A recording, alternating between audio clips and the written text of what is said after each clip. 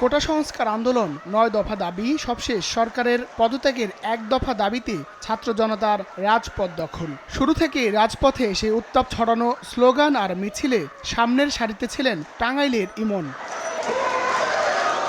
তুমুল আন্দোলনে দাবি আদায়ে বুলেটের সামনে বুক পেতেছিলেন ২২ বছর বয়সী টকবগে যুবক। গত ৪ই আগস্ট টাঙ্গাইলের মির্জাপুরে মিছিলে গিয়ে গুলিবিদ্ধ হন এই কলেজ শিক্ষার্থী। ওই দিনই তাকে রাজধানীতে নিয়ে আসা হয়, ভর্তি করা হয় ঢাকা মেডিকেল কলেজ হাসপাতালের আইসিইউতে। চিকিৎসাধীন অবস্থায় সেখানে রোববার সকালে মারা যান তিনি। আমার বাবা কথা বলতে পারে না, আমার দেখা হয় নাই, আমার বাবারে আমি মানুষ করছি রে। কালকে আমার সাথে আইসিতে চোখ খুলে আমার ভাই দেখতেছে ভাবে, কিন্তু কথা বলতে পারতেছে না। আমার ভাই বলে যে ভাই তোর সাথে আমার মায়ের তুলে দিয়ে গেলাম ভাই।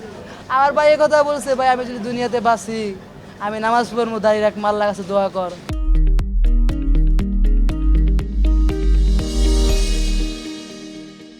হাসপাতালে ছেলের মৃত্যুর খবর শুনে জ্ঞান হারিয়ে ফেলেন মা রিনা বেগম। ১০ বছর বয়সে বাবা হারানো ইমন সংসারে সচ্ছলতা ফেরাতে ডিগ্রি প্রথম বর্ষে পড়ালেখার পাশাপাশি করতেন টিউশনি আর বেসরকারি প্রতিষ্ঠানে চাকুরি। পুলিশের ধাওয়া পাল্টা দেওয়ার এক সময়ে সে বাটে পড়ে যায়, আমরা মাঝখানে পড়ে যায়, তখন পুলিশ একদম সরাসরি গুলি করে এবং তার একটা গুলি ঠিক পেটের এই মাঝখানটাতে এখানে লেগে চলে যায়। গুলিবিদ্ধ দেখে পুলিশ নিশ্চিত হয়েছে আন্দোলনকারী, সে সময় ওই পুলিশ আন্দোলনকারীদের মাইরা ফেলাবে এরকম অবস্থা। ওর সাথে যারা ছিল তারা কোনোরকমভাবে হাত পা ধরে ওই জায়গা থেকে নিয়ে আসছে। ইমনের বাড়ি টাঙ্গাইলের গোপালপুর থানার হেমনগর ইউনিয়নের ললিন বাজার গ্রামে।